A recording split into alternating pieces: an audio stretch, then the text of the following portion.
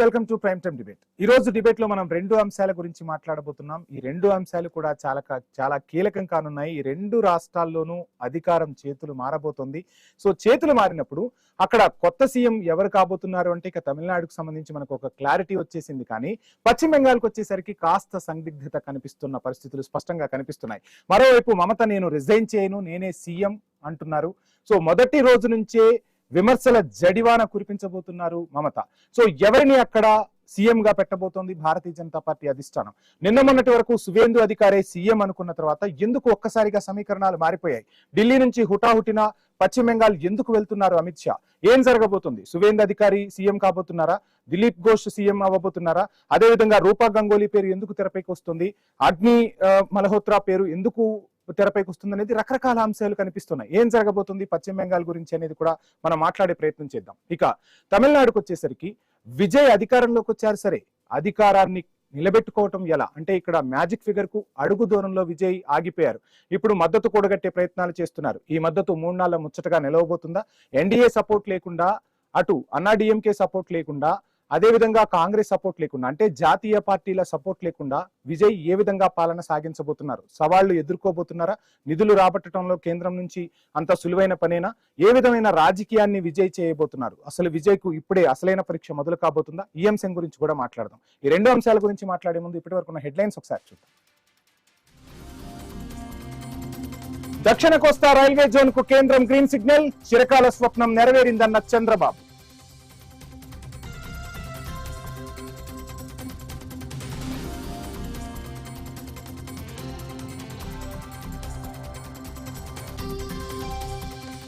జై శ్రీరామ్ అనడం తప్ప చేసేదేమీ ఉండదు. బీజేపీ నేతలపై కొండా సురేఖ విమర్శలు.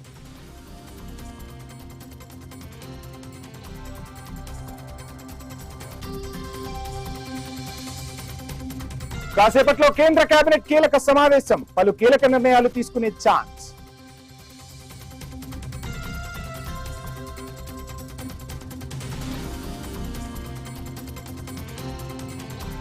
ఆప్ ఎంపీలను కొనుగోలు చేశారు. బీజేపీపై కేజ్రీవాల్ ఫైర్.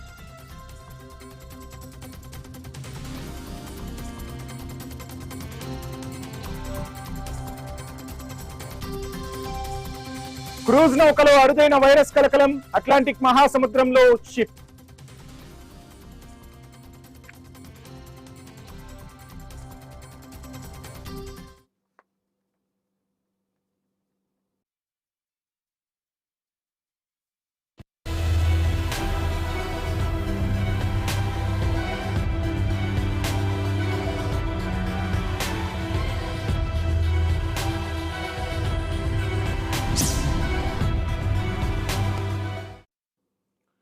రైట్, మొత్తంగా బెంగాల్లో భారతీయ జనతా పార్టీకి కొత్త సవాళ్లు ఎదురు కాబోతున్నాయా? సీఎం పీఠంపై కూర్చునేది ఎవరు? సువేందుకు వ్యతిరేకత వ్యక్తమవుతోందా? సువేందును పక్కన పెట్టబోతున్నారా? హైకమాండ్ మైండ్ లో ఉన్న పేర్లు ఎన్ని? అసలు దిలీప్ ఘోష్ పీఠాన్ని ఎగరేసుకుపోయే అవకాశాలు కనిపిస్తున్నాయా? నారీ శక్తి సీన్ లోకి ప్రధానమంత్రి తీసుకొచ్చేశారా? రూపా గంగోలీ, అగ్నిమిత్రపాల్ ఎవరు? ఎందుకు ఇప్పుడు వీళ్ల పేర్లు తెర మీదకి వస్తున్నాయి? ఈ అంశం గురించి మనం మాట్లాడే ప్రయత్నం చేద్దాం. భారతీయ జనతా పార్టీకి ఇప్పుడు పశ్చిమ బెంగాల్లో సీఎం ఎంపిక అగ్ని పరీక్షగా మారబోతుందా? సంఘ్ ఆమోదం కావాల్సిందేనా అక్కడ సీఎం కు సంబంధించి? సంఘ్ ఎవరికి మొగ్గు చూపే అవకాశాలు కనిపిస్తున్నాయి? మోదీ, అమిత్ షా ఎవరికి జై కొట్టబోతున్నారు? మాట్లాడదాం. బెంగాల్లో బీజేపీకి కొత్త సవాళ్లు ఎదురవుతున్నాయి అంటే ఎస్, ఓవైపు మాజీ ముఖ్యమంత్రి మమతా బెనర్జీ నేను సీఎం గా రిజైన్ చేయనంటున్నారు. టీఎంసీ ఆధ్వర్యంలో రాష్ట్రం తీవ్రమైన ఆర్థిక సంక్షోభంలో కొట్టుమిట్టాడుతోంది. ఇదే ఇప్పుడు బీజేపీకి పెద్ద సవాల్. అంతేకాదు, ఇది ఒక అగ్ని పరీక్ష అంటున్నారు పొలిటికల్ అనలిస్టులు. తొలిసారి చారిత్రాత్మక విజయాన్ని సాధించింది బీజేపీ. ఆ పార్టీ ముందు ఇప్పుడు అనేక సవాళ్లు ఎదురుగా కూర్చున్నాయి. రాష్ట్ర ఖజానా ఖాళీగా ఉంది. భారీ ఎత్తున హామీలు ఇచ్చారు. ఆ హామీలను నిలబెట్టుకోగలుగుతారా? అప్పుల భారం ప్రభుత్వానికి అతిపెద్ద సవాల్గా నిలవనుందా? ఇక్కడ ఊరటనిచ్చే అంశం ఏంటి అంటే కేంద్రంలో కూడా మోదీ సర్కారే అధికారంలో ఉండటం, భారతీయ జనతా పార్టీ అధికారంలో ఉంది కాబట్టి పశ్చిమ బెంగాల్లో ఇచ్చిన హామీలను నెరవేర్చేందుకు ఖచ్చితంగా అడుగులు వేయబోతున్నారా? సుదీర్ఘకాలం తర్వాత అధికార మార్పిడి జరుగుతోంది. పరిపాలనా యంత్రాంగంలో మార్పులు చోటు చేసుకోబోతున్నాయి. మమతా బెనర్జీ ప్రభుత్వంలో ఉన్న విధానాలను మార్చడం అంత సులువైన పని కాదన్నట్టుగా పరిస్థితులు కనిపిస్తున్నాయి. ఎన్నికల తర్వాత, ఎన్నికల ఫలితాల తర్వాత రకరకాల హింసలు కూడా మనం చూసాం. ఆ హింసలను అరికట్టడం, శాంతి భద్రతలను అదుపులోకి తీసుకురావడం, అంతకుముందు జరిగిన కక్ష సాధింపు చర్యలన్నింటినీ కూడా అదుపు చేయడం ఇప్పుడు కొత్త సీఎంకు సవాల్గా మారబోతోంది. బలహీనపడిన మమతా బెనర్జీ నేతృత్వంలోని టీఎంసీ ఇంకా బలంగానే ఉందంటున్నారు. ఆమె పార్లమెంటు బయట మా వాణిని వినిపిస్తామంటున్నారు. ఇప్పటి నుంచే యుద్ధం స్టార్ట్ చేస్తానంటున్నారు. పులిలాని గాండ్రిస్తానంటున్నారు. దీది ఏం జరగబోతుందో చూద్దాం. అయితే ఈ సవాళ్లన్నీ ఎదుర్కోవడానికి పశ్చిమ బెంగాల్లో ఎవరిని సీఎం పీఠంపై కూర్చోబెట్టబోతున్నారు? ఇదే ఇప్పుడు దేశంలో అందరికీ తొలుస్తున్న ప్రశ్న. ఎందుకంటే సీఎం పీఠంపై ఎవరిని కూర్చోబెడితే ఈ పరిస్థితులన్నీ చక్కదిద్దగలుగుతారు? రాష్ట్రంలో పార్టీ ముఖచిత్రంగా ఉన్న సువేంద్ అధికారికి అవకాశం ఇస్తుందా భారతీయ జనతా పార్టీ? లేదంటే పలు రాష్ట్రాల్లో కొత్త లీడర్లను సీన్లోకి తెచ్చినట్టుగా ఇక్కడ కూడా అంటే పశ్చిమ బెంగాల్లో ప్రయోగం చేసే అవకాశాలు ఏమైనా ఉన్నాయా? ఈ విషయాల గురించి కూడా మాట్లాడే ప్రయత్నం చేద్దాం. ప్రధానంగా ఎవరెవరి పేర్లు వినిపిస్తున్నాయో ఒకసారి చూద్దాం. సువేందుతో పాటు దిలీప్ ఘోష్ పేరు ఎక్కువగా వినిపిస్తుంది. ఇక మహిళా నేతలు రూపా గంగూలీ, అగ్నిమిత్రపాల్, స్వపన్ గుప్తా, సుఖాంత్ మంజుధర, సమిక్ భట్టాచార్య వంటి పేర్లు బలంగా వినిపిస్తున్నాయి. ఈ పేర్లు ఇప్పుడు ఎందుకు తెర మీదకి వచ్చాయి మాట్లాడదాం. సువేందుకి ఏమైనా వ్యతిరేకత ఉందా? ఎందుకు ఈ పేర్లు వచ్చాయి? సువేందునే సీఎంగా చేస్తారనుకుంటే సువేంద్ అధికారినే సీఎం అభ్యర్థిగా కీలక నేతగా ప్రొజెక్ట్ చేయడంపై పార్టీలో భిన్నాభిప్రాయాలు ఉండవచ్చన్న టాక్ వినిపిస్తోంది. భారతీయ జనతా పార్టీలో ఇప్పుడు పాత కొత్త నేతల మధ్య సమన్వయం చాలా సార్లు పార్టీకి సవాలుగా మారిందట. పార్టీలో ఉన్న కొంతమంది సీనియర్ నాయకులు పాత బేస్ను కలిగి ఉన్నవారు ఇతర పార్టీల నుండి వచ్చిన సువేందుకి ఇస్తున్న ప్రాధాన్యతపై కూడా అంతర్గతంగా పెద్ద చర్చ నడుస్తుంది. ఆ అసంతృప్తి వాదనను చల్లబరిచే ప్రయత్నాలు చేయబోతున్నారా? అమిత్ షా ఏం చేయబోతున్నారు? అమిత్ షా అక్కడే ఉండి మొత్తం ఎలక్షన్ ని నడిపించారు. అక్కడే మకాం వేశారు పశ్చిమ బెంగాల్లో. సో పశ్చిమ బెంగాల్లో ప్రతి విషయం కూడా అమిత్ షా కనుసన్నల్లోనే నడిచింది. మరి సీఎం విషయంలో అమిత్ షా ఎటువంటి నిర్ణయం తీసుకోబోతున్నారు? అమిత్ షా నిర్ణయానికి మోడీ ఓకే చెప్పబోతున్నారా? భారతీయ జనతా పార్టీలో ఒక రకంగా ఈ ఇటువంటి విషయాలన్నీ కూడా అలికిడిగా లేదన్నదే చర్చ నడుస్తుంది. కానీ ఏం చేయబోతున్నారు? ఇక నెక్స్ట్ పాయింట్ చూద్దాం. సో మొత్తంగా రకరకాల అంశాలు తెర మీదకు వస్తున్నా బెంగాల్లో ప్రధాన ప్రతిపక్ష పాత్రగా పోషించడానికి అక్కడ మమత సిద్ధంగా లేరు. నేనే సీఎం అంటున్నారు. సో ఈ అంశం ఏం చేయాలి అన్న దానిపై కూడా మమత ఇంకా రకరకాల విమర్శలు వినిపిస్తున్న పరిస్థితి. అక్కడ ఎలక్షన్ జరిగిన విధానాన్ని ఆమె తప్పుపడుతున్నారు. అయితే ఈ అంశాలన్నీ తెర మీదకి వస్తున్న పరిస్థితుల్లో సువేందును పక్కన పెట్టే అవకాశాలు ఉన్నాయా? అసలు ఆ ఆలోచన భారతీయ జనతా పార్టీ అధిష్టానం చేస్తుందా? నో అన్నదే పెద్ద ఎత్తున వినిపిస్తున్నది. సీఎంగా ప్రొజెక్ట్ చేశారు మొత్తంగా సువేంద్ అధికారిని. కొన్నిసార్లు తప్పదనుకుంటే మాత్రం సువేందును కేంద్రంలోకి తీసుకెళ్లే ప్రయత్నం కూడా భారతీయ జనతా పార్టీ పెద్దలు చేసినా ఆశ్చర్యపోవాల్సిన అవసరం లేదు. హైకమాండ్ మైండ్ లో ఉన్న పేరు ఏంటి? అసలు ఎందుకు ఇంత చర్చ జరుగుతుంది? పశ్చిమ బెంగాల్లో ఎన్నికను నిన్నటి వరకు పండుగలా జరుపుకున్న భారతీయ జనతా పార్టీ ఈ రోజు సీఎం ఎంపికకు టైం ఎందుకు ఫిక్స్ చేసింది? ఈ నెల 9న సీఎం ప్రమాణ స్వీకారం చేస్తారని అయితే ప్రకటించారు. సీఎం రేస్ లో మాత్రం సువేంద్ అధికారితో పాటు దిలీప్ ఘోష్, భట్టాచార్య వంటి ఇతర సీనియర్ నాయకుల పేర్లు బలంగా ఉన్నాయి. పరిశీలిస్తున్నారు కూడా ఆ పేర్లను. సువేంద్ అధికారికి బలమైన మద్దతు అయితే ఉంది. మరి ఏం చేయబోతున్నారు? దిలీప్ ఘోష్ పీఠాన్ని ఎగరేసుకుపోతారా? ఎందుకు దిలీప్ ఘోష్ పేరు ఇంతగా వినిపిస్తుంది అనేది ఇప్పుడు మాట్లాడుద్దాం. సీఎం రేస్ లో దిలీప్ ఘోష్ పేరు బలంగానే వినిపిస్తుంది. అయితే ఆయనతో పాటు సువేంద్ అధికారి కూడా రేస్ లో ఉన్న ప్రముఖ నేతే. భారతీయ జనతా పార్టీ బెంగాల్లో బలోపేతం కావడంలో దిలీప్ ఘోష్ కీలక పాత్ర పోషించారు. దీంతో ఆయన పేరు కూడా సీఎం పదవికి ప్రముఖంగా పరిశీలనలో ఉందన్న టాక్ భారతీయ జనతా పార్టీ వర్గాల్లోనే వినిపిస్తుంది. అండ్ ఇక్కడ ఇంకొక అంశం, మోడీ మదిలో నుంచి వస్తున్న అంశం అంటూ మాట్లాడుతున్న అంశం ఏదైనా ఉంది అంటే నారీ శక్తి సీన్ లోకి వస్తుందా? నిజంగానే ఒక మహిళను అక్కడ ముఖ్యమంత్రిని చేయబోతున్నారా? ఈ ఎన్నికల్లో మహిళల భద్రతను భారతీయ జనతా పార్టీ ప్రధాన అంశంగా తీసుకుంది. ఒక మహిళా నేతను సీఎంగా నియమించి మహిళా పక్షపాతి ముద్రను మరింత బలోపేతం చేసుకోవాలని కమలదళం వ్యూహాలు రచిస్తున్నట్టుగా కూడా తెలుస్తుంది. దీంతో పాటు నారీ శక్తి పేరుతో తెచ్చిన మహిళా బిల్లు వీగిపోవడంతో ఆ డ్యామేజ్ ని కంట్రోల్ చేసుకునేందుకు ప్రతిపక్షాలకు గట్టి కౌంటర్ ఇవ్వడానికి కూడా మహిళలను తెర మీదకు తెచ్చే టాక్ కూడా వినిపిస్తుంది. అందులో ఎవరి పేర్లు వినిపిస్తున్నాయనేది కూడా ఇప్పుడు చర్చిద్దాం. రూపా గంగూలీ, అగ్నిమిత్రపాల్ ఎవరు? ఎందుకు వీళ్ళ పేర్లు తెర మీదకి వచ్చాయి? ఫ్యాషన్ డిజైన్ నుంచి రాజకీయ నేతగా ఎదిగిన అగ్నిమిత్ర అసాన్సోల్ సౌత్ నుంచి ఎమ్మెల్యేగా గెలిచారు. మమతా బెనర్జీపై మిత్ర చేసే పదునైన విమర్శలు భారతీయ జనతా పార్టీకి ప్లస్ పాయింట్. ఇక్కడ రూపా గంగూలీ గురించి కూడా మాట్లాడుకుందాం. రూపా గంగూలీ ఒక నటి, ఇటు టీవీలోను అదేవిధంగా చలనచిత్ర పరిశ్రమలోను ఒక మంచి నటిగా గుర్తింపు తెచ్చుకున్నారు. ఆమె కూడా పదునైన విమర్శలు చేయగలరు. మమతను కట్టడి చేయటంలో తన పదునైన అస్త్రాలతో, పదునైన మాటలతో మమతను ఉక్కిరిబిక్కిరి చేసిన సందర్భాలు కూడా ఉన్నాయి. వీళ్ళిద్దరిలో ఒకరికి ఏమైనా ఛాన్స్ ఇస్తారా? అసలు పశ్చిమ బెంగాల్లో ఏం జరుగుతుంది? సీఎం పీఠంపై ఈ సందిగ్ధత ఎందుకు? అప్డేట్స్ చూసే ముందు రైట్, ఎంతో మంది పేర్లు తెర మీదకి వస్తున్నా ప్రధాని నరేంద్ర మోదీ అనేది ఒక బ్రాండ్, మోదీ వర్సెస్ దీదీ అన్నట్టుగానే అక్కడ ఎన్నిక జరిగిందనేది కూడా సుస్పష్టం. బెంగాల్ ప్రజలైతే మొత్తానికి భారతీయ జనతా పార్టీకి పట్టం కట్టారు. మోదీ ఆశయాలను ముందుకు తీసుకెళ్లే సమర్థవంతమైన నేత ఎవరు? ఆ అన్వేషణ సాగుతుందా? ఢిల్లీలో రేఖా గుప్తలాగా బెంగాల్లో కూడా ఓ మహిళకు భారతీయ జనతా పార్టీ అధిష్టానం పట్టం కట్టబోతుందా? సువేంద్ అధికారి వంటి పక్కా రాజకీయ నేతనే ఎంచుకోబోతున్నారా అనేది కూడా చూద్దాం. భారతీయ జనతా పార్టీకి సీఎం ఎంపిక అగ్ని పరీక్షేనా అంటే ఎస్, ఒక రకంగా చెప్పాలంటే రకరకాల సమీకరణాలు వినిపిస్తున్న వేళ, అందులోనూ పశ్చిమ బెంగాల్ లాంటి రాష్ట్రంలో ఒక సమర్థవంతమైన నాయకుడిని అక్కడ ఎంపిక చేయటం అనేది భారతీయ జనతా పార్టీ ఖచ్చితంగా అమలు చేస్తుంది. రకరకాల సమీకరణాలను బేరేజ్ వేసుకొని ఒక సమర్థవంతమైన నాయకుడిని అక్కడ సీఎంగా కూర్చోబెట్టబోతుంది భారతీయ జనతా పార్టీ అధిష్టానం. సో ఆయన తీసుకునే నిర్ణయాలు కొన్నిసార్లు రాజకీయంగా కూడా చర్చనీయాంశం అవుతాయి. కాబట్టి అలాంటి విషయాల్లో భారతీయ జనతా పార్టీ ఒక రకంగా కొన్నిసార్లు ఎవరి అంచనాలకు అందని వ్యక్తులను కూడా సీఎం పీఠంలో కూర్చోబెట్టే అవకాశాలు కనిపిస్తున్నాయి. మోదీ అమిత్ షా మధ్యలో ఏముంది, ఏం చెప్పి మోదీ అమిత్ షాను పశ్చిమ బెంగాల్కు పంపుతున్నారు అనేది కూడా ఇక్కడ మనం చర్చించాల్సిన అంశం. సో రకరకాల సమీకరణాలు అయితే వినిపిస్తున్నాయి. ఇందులో ముఖ్యంగా మనం మాట్లాడుకోవాల్సింది సంఘ్ ఆమోదం కావాల్సిందేనా. సో ఎందుకు సంఘ్ గురించి మాట్లాడుకోవాల్సి వస్తుంది అంటే, ఇక్కడ క్షేత్రస్థాయిలో సంఘ్ కూడా పటిష్టంగా వర్క్ చేసింది పశ్చిమ బెంగాల్లో. సో భారతీయ జనతా పార్టీ గెలుపుకు అందరూ క్రియాశీలకంగా పనిచేశారు. కాబట్టి ఇప్పుడు ఆర్ఎస్ఎస్ అనేది ఒక సామాజిక సాంస్కృతిక సంస్థ. దీనికి ప్రభుత్వాలను ఏర్పాటు చేసే లేదా ముఖ్యమంత్రులను ఆమోదించే అధికారిక రాజ్యాంగ హోదా అయితే లేదు. కానీ భారతీయ జనతా పార్టీ అధికారంలోకి వస్తే పార్టీ అంతర్గత నిర్ణయాల్లో సంఘ అభిప్రాయాలను పరిగణలోనికి కేవలం అభిప్రాయాలను తీసుకుంటారనే టాక్ ఉంది. మరి ఇక్కడ కూడా ఆ సంఘ ఆమోదం ఉండాలా? సువేందుకు అదే అడ్డంకిగా మారబోతుందా? మాట్లాడదాం. సంఘ్ ఎవరి వైపు మొగ్గు చూపే అవకాశాలు ఉన్నాయి? ఒకవేళ నిజంగా సంఘ్ అభిప్రాయాన్ని పరిగణలోనికి తీసుకుంటే ఆర్ఎస్ఎస్ బీజేపీ అగ్రనాయకత్వం ప్రధానంగా సువేందు అధికారి వైపు మొగ్గు చూపుతున్నట్లు వార్తలు వినిపిస్తున్నాయి. పశ్చిమ బెంగాల్లో 0 స్థాయి నుంచి అధికారం వైపు తీసుకొచ్చిన ఘనత అయితే సువేందుకే దక్కుతుందనటంలో ఎటువంటి అతిశయోక్తి లేదు. మోదీ అమిత్ షా ఎవరికి చేయి కొడతారు? ఇందాక మనం మాట్లాడుకున్నట్టుగా సీఎం మమతా బెనర్జీని భవానీపూర్ నియోజకవర్గంలో 15,000కు పైగా ఓట్ల తేడాతో ఓడించారు సువేందు. సీఎం రేసులో బలమైన అవకాశం ఉంది. గట్టి వాయిస్ వినిపించగలరు. రేపు అసెంబ్లీలో కూడా మమతతో మాట్లాడగల సమర్థవంతమైన నాయకులు బయటైనా ఇంటైనా మమత పార్టీకి సంబంధించి మాట్లాడగలరు ఎవరైనా అంటే అది సువేందు అధికారి. సువేందుకు ఇంటి గుట్టు తెలుసు, బయటి గుట్టు తెలుసు మమతకు సంబంధించి. సో సువేందుకే పట్టం కట్టబోతున్నారా, లేదంటే సమీకరణాలు ఏమైనా మారతాయి అనేది మాత్రం చర్చిద్దాం. ఇదే అంశానికి సంబంధించి మనతో మాట్లాడేందుకు నుమాన్ గారు, ఏఐసిసి అధికార ప్రతినిధి, మనకు కాంగ్రెస్ నుంచి అందుబాటులో ఉన్నారు. అదేవిధంగా శంకరోళ్ల రవికుమార్ గారు, భారతీయ జనతా పార్టీ అధికార ప్రతినిధి, జూమ్ లో సిద్ధంగా ఉన్నారు. నుమాన్ గారికి, రవికుమార్ గారికి గుడ్ ఈవినింగ్ అండి. Very good evening. హనుమాన్ గారు, మీ నుంచే మొదలు పెడదాం.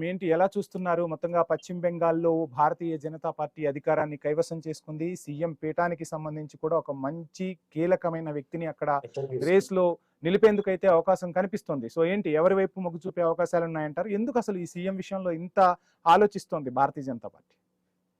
Very good evening to you Vamshi గారు, యాజ్ వెల్ యాజ్ రవి గారు అండ్ ఆల్ ద వ్యూవర్స్. ఏదైతే మనం మాట్లాడుతున్నామో, ఓటింగ్ రిజల్ట్ వచ్చిన తర్వాత ఈ రోజు గవర్నమెంట్ ఎలక్ట్ చేసే ప్రాసెస్ లో, గవర్నమెంట్ ని మార్పిడి జరిగేటువంటి ప్రాసెస్ లో ఎవరైతే ముఖ్యమంత్రిగా ఉంటారో అని చెప్పేసి మనం మాట్లాడుతున్నాము. ఒకటి విషయం మాత్రం మనం చూసుకోవాలా, నిన్న రిజల్ట్ వచ్చిన తర్వాత మొత్తం వెస్ట్ బెంగాల్లో మీరు చూసుకుంటే మొత్తం వైలెన్స్ అనేది చాలా వైడ్ స్ప్రెడ్ గా రిపోర్ట్ అవుతుంది. ఈ రోజు మమతా బెనర్జీ గారు కూడా క్లియర్ గా వారు స్టేట్మెంట్ ఇవ్వడం జరిగింది. నేను రాజీనామా చేయట్లేదు, ఎందుకంటే నేను నైతికంగా నేనే గెలిచాను. 80 సీట్లు వచ్చినా సరే 100 సీట్లు వారు చోరీ చేశారు కాబట్టి, ఎలక్షన్ కమిషన్ ఆఫ్ ఇండియా దీంట్లో చోరీ చేపించింది కాబట్టి నేను రిజైన్ చేయను అని చెప్పేసి కూడా వారు చెప్పడం జరిగింది. అయితే మీరు ఇందాక అనేటువంటి 2 విషయాల్లో ఒక విషయం మాత్రం నిజం, సత్యం. ఏంటి అని అంటే, సంఘ ఆశీస్సులు లేనిది ఎవరు కూడా ముఖ్యమంత్రి కారు కదా, ఒక ఎమ్మెల్యే కూడా వారు గెలవలేరండి. సంఘ ఆశీస్సులు ఉండాల్సిన అవసరం ఉంది. నరేంద్ర మోదీ సంఘ్ తలుచుకుంటే నరేంద్ర మోదీని కూడా రాత్రికి రాత్రి మార్చేస్తారండి. అటువంటిది that is how Sangh Parivar works, that is how Nagpur dictates who has to be in power. ఎవరు పవర్ లో ఉండాలా, ఎవరు ఏం చేయాలి అని చెప్పేసి డిసైడ్ చేసేటువంటి ఆర్ఎస్ఎస్. 100% ఇక్కడ మీరు ఏదైతే మాట్లాడుతున్నారో ఆర్ఎస్ఎస్ ప్రమేయం లేనిది ముఖ్యమంత్రి, ఆర్ఎస్ఎస్ ఆశీస్సులు లేనిది ముఖ్యమంత్రి పీఠాన్ని అధిరోహించరు. నెంబర్ 1. నెంబర్ 2, ఏదైతే నేను మాట్లాడదలుచుకున్నానో విమెన్ రిజర్వేషన్ బిల్ అని చెప్పేసి ఎలక్షన్స్ జరిగేటప్పుడు ఫేజ్ 1 ఫేజ్ 2 యొక్క మధ్యలో తీసుకొచ్చేసేసి ఒక హంగామా సృష్టిద్దామని చెప్పేసి ఏదైతే చూపించారో, నారీ శక్తి అని చెప్పేసి వారు ఏదైతే చెప్తున్నారో, నేను ఒకటే విషయం చెప్పదలుచుకుంటాను. పశ్చిమ బంగాల్లో ఇంతకు ముందు కూడా లేడీగా ఉన్నటువంటి మమతా బెనర్జీ గారు 15 సంవత్సరాలు అధికారంలో చేపట్టారు. చాలా పకడ్బందీగా వారు చేశారు. ఇప్పుడు నేను చెప్పేది ఒకటే, మీరు కూడా ఒక లేడీని ఇవ్వాలని చెప్పేసి నేను డిమాండ్ చేస్తున్నానండి. ఇవ్వండి. 21 రాష్ట్రాల్లో మీరు అధికారంలో ఉంటే, 21 ముఖ్యమంత్రులు మీ చేతిలో ఉంటే, కేవలం ఒకటే రాష్ట్రంలో, అది కూడా ఢిల్లీలో రేఖా గుప్తా గారిని ఇచ్చి మీరు అధికారంలో కూర్చోబెట్టారు, వారిని కూడా మీరు చేయి పట్టుకొని నడుపుతూ ఉంటారు. నేను ఒకటే విషయం అడగదలుచుకుంటున్నాను, మీకు దమ్ముంటే, మీకు నిజంగానే మహిళల పట్ల చిత్తశుద్ధి ఉంటే, మహిళల పట్ల విమెన్ ఎంపవర్మెంట్ గురించి మీకు చిత్తశుద్ధి ఉంటే మీరు ఇప్పుడు చేస్తూ చూపించండి, ప్రజలు హర్షిస్తారు. అవును మీకు చిత్తశుద్ధి అని చెప్పేసి, కానీ ఎక్కడ కూడా మీరు చేయరు కదా, అస్సాంలో కూడా మీరు చేయరు. అండ్ ఇక్కడ ఇంకొక అంశం కూడా మాట్లాడుకోవాలి. ఈ రోజు మమత ప్రెస్ మీట్ లో కీలక వ్యాఖ్యలు చేశారు. నేను ఇండి కూటమిలోనే కొనసాగుతున్నాను, ఇండి కూటమి బలం నాకుందంటూ మమత చెప్పారు. మొత్తంగా కాంగ్రెస్ పార్టీకి కూడా కాస్త ఊపునిచ్చిన అంశమేనా ఇది? నిన్న మొన్నటి వరకు కూటమిలో దోబూచులాడిన వాళ్ళంతా కూడా ఇప్పుడు కాంగ్రెస్ వైపు చూస్తున్నారా? అందుకే స్వరం మారుతుందా నుమాన్ గారిది కూడా? ఎలా చూడాలి? అది చాలా చాలా మంచి ప్రశ్న చేశారండి వంశీ గారు. I will really appreciate this question. Ego of Mamata Banerjee దెబ్బతిన్నది, ఇది మాత్రం నేను చెప్పదలుచుకుంటున్నాను. ఎందుకంటే వారు 2024లో లోక్సభ ఎలక్షన్స్ జరిగేటప్పుడు ఇండియా అలయన్స్ కి ఎవరైతే లీడర్ ఆఫ్ అపోజిషన్ గా నేడున్నటువంటి రాహుల్ గాంధీ గారు అప్పుడు కన్వీనర్ గా చేద్దాము అని అంటే, మీరెందుకు, నేను కూడా ఉన్నాను, నన్ను కూడా కన్వీనర్ ని చేద్దాలి అని చెప్పేసి వారు తీసుకొచ్చినటువంటి ఒక అంశం. ఈ రోజు వారి ఈగో తగ్గడానికి, ఇదే ఈగో వారికి తగ్గుంటే వారు మాతో కలిసి అసెంబ్లీలో చెప్తున్నాను, though they are part of our alliance, needless to say మేము వారితో కలిసే ఉన్నాం, కానీ వారు మేము కలిసి ఒకవేళ ఒక అండర్స్టాండింగ్ తో సీట్ లో మేము పోటీ పడి ఉంటే రిజల్ట్స్ ఈ రకంగా వచ్చేవి కాదని చెప్పి నేను భావిస్తున్నాను. ఎందుకంటే ఓట్ షేర్ అనేది 4.5% ఓట్ షేర్ మాత్రమే మాకు వచ్చింది, 3.25 ఓట్ పర్సెంటేజ్ మాకు వచ్చింది. అందుకని చెప్పేసి నేను ఏమని చెప్పదలుచుకుంటున్నాను అంటే, మాతో వారు ఒకవేళ కలిసి సీట్ డిస్ట్రిబ్యూషన్ కానీ చేరి ఉంటే ఈ రోజు రిజల్ట్స్ ఇలాగ వచ్చేటివి కావు అని చెప్పేసి ఈ రోజు వారికి అర్థమైపోయింది రాహుల్ గాంధీ గారి పవర్ ఏంటో. ఈ రోజు అర్థమైపోయింది రాహుల్ గాంధీ గారు లేవనెత్తేటువంటి అంశం ఓట్ చోరీ అంశం. ఈ రోజు వారికి అర్థమైపోయింది మహారాష్ట్రలో, హర్యానాలో ఏ రకంగా అయితే. మళ్ళీ మీకు టైం ఇస్తాను. ఒకసారి రవికుమార్ గారు, ఏం జరుగుతోంది పశ్చిమ బెంగాల్లో? ఎప్పుడెప్పుడు గెలుస్తామా అని ఎదురు చూసిన భారతీయ జనతా పార్టీ సీఎం విషయంలో ఆచితూచి అడుగులు వేస్తోంది ఎందుకు? అండ్ సంఘ్ విషయం కూడా తెర మీదకి వస్తుంది. ఏం జరుగుతుంది అంతర్గతంగా? సువేంద్రని ఏమైనా తప్పించే ప్రయత్నాలు జరుగుతున్నాయా? మొత్తంగా ఓ మహిళనే సీఎం చేయబోతున్నారా? సో ఏంటి సమీకరణాలు, ఏం జరగబోతుంది? ముందుగా మీకు రుమాన్ గారికి ప్రేక్షకులకు అందరూ నమస్తే. మీరు ఏదో మసాలా అంటించాలని చూస్తున్నట్టున్నారు. రకరకాల సమీకరణాలు వినపడుతున్నాయి కదా. ఇంతకు ముందు కూడా ఢిల్లీలో ఎవరైనా ఊహించామా? సో ఏం జరగబోతుంది తెలియదు కదా భారతీయ జనతా పార్టీ నుంచి. నేను చెప్తాను. ఢిల్లీ వేరు, మిగతా రాష్ట్రాలన్నీ వేరు, అవన్నీ ఒక ఎత్తు. పశ్చిమ బెంగాల్ ఒక ఎత్తు. పశ్చిమ బెంగాల్లో మేము చేసినటువంటి ఫైట్ ఏదో, మేము చేసినటువంటి పోరాటం ఏదైతే ఉందో, అక్కడ ఆ కల్చర్ కి, అక్కడ ఉన్న సివిలైజేషన్ కోసము, అక్కడ ఉన్నటువంటి డెమోగ్రఫీ మార్పు కాకుండా, అక్కడ ఉన్నటువంటి ప్రజలు ఎవరైతే ఉన్నారో వాళ్ళ ఉనికికి ఎటువంటి ప్రమాదం జరగకుండా వాళ్ళ అస్తిత్వాన్ని కాపాడుకునేందుకు చేసినటువంటి పోరాటం ఈజీ అంటోంది దీది. ఎంతవరకు వాస్తవం ఉంది అందులో? ఆ పోరాటంలో అక్కడ ప్రజలందరూ కూడా, బెంగాల్ ప్రజలందరూ కూడా విజయం సాధించారు. వాళ్ళ ఉనికిని కాపాడుకునే నిర్ణయం తీసుకున్నారు, వాళ్ళ అస్తిత్వాన్ని కాపాడుకునే నిర్ణయం తీసుకున్నారు. అందులో ముఖ్యంగా వాళ్ళ ఉపాధి, వాళ్ళ యొక్క సంస్కృతి, భాష, వీటన్నిటిని కూడా కాపాడుకునే పోరాటంలో బెంగాల్ ప్రజలు విజయం సాధించిన విషయాన్ని మీ ద్వారా నేను ప్రజలకందరికీ కూడా తెలియజేస్తున్నాను. ఇది మొట్టమొదటి విషయం. రెండవ విషయం ముఖ్యమంత్రి ఎవరవుతారనేది, పార్టీ పెద్దలు ఉన్నారు, అక్కడ పనిచేసిన వాళ్ళు ఉన్నారు, ప్రజల మద్దతు ఎవరికైతే ఉంటుందో, ఎన్నికైనటువంటి ఎమ్మెల్యేల మద్దతు ఎవరికైతే ఉంటుందో వాళ్ళు ముఖ్యమంత్రి పీఠాన్ని చేజిక్కించుకుంటారు. మా దగ్గర ముఖ్యమంత్రి పీఠం కావచ్చు, మంత్రుల పీఠం కావచ్చు, ప్రధానమంత్రి కావచ్చు, ఎవరు కూడా వాళ్ళ యొక్క పీఠం ఎక్కి ఏదో రాజులాగా తయారవుతారని కాదు.